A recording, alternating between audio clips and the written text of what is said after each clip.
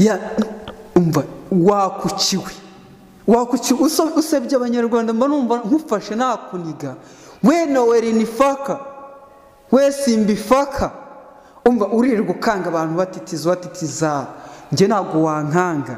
nta nundi mukobwa umeze nkaho ufite depression ushobora kunkanga nimba ukora uburaya ugakora prono iyo ntabwo ari business, it's not business.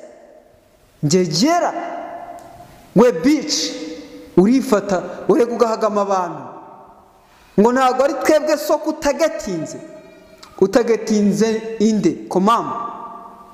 ntabwo ubwira abanyarwanda si ubwira urwo rurimi bakarwumva utekereza ko ubibwira abantu batabyumva. Njegera nimba usohoye ibintu ukabivuga niwe wabyikure mu kanwa n'inda umva sinzi ibumbu bumbyemo ubundi wowe warinze ugera hano igihugu kireba he kuki igihugu kitagutangiriye kugira ngo urinde ugera ku rwego abandi bahuzwe n'ibibazo no guteza imbere igihugu wowe uhuzwe no guteza imbere mu maguru uhuzwe no guteza imbere mu maguru urarura n'abandi bana isimbi faka komama faka sinzi ubundi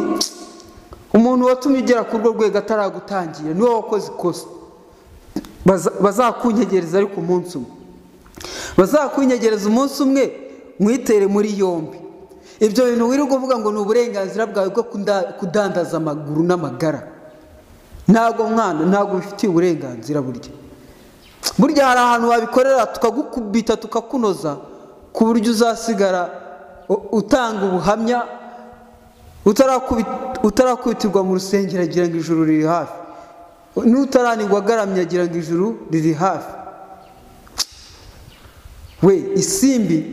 ugabanye kuturarurira abana wanjegera we wa nturo we wa gicucu wamuhirimbiri we urukumva ugenda uhirimbirira ahandi ugenda ubikorane n'abanyaburayi ubikorane n'abahehe mu kinizo pornozani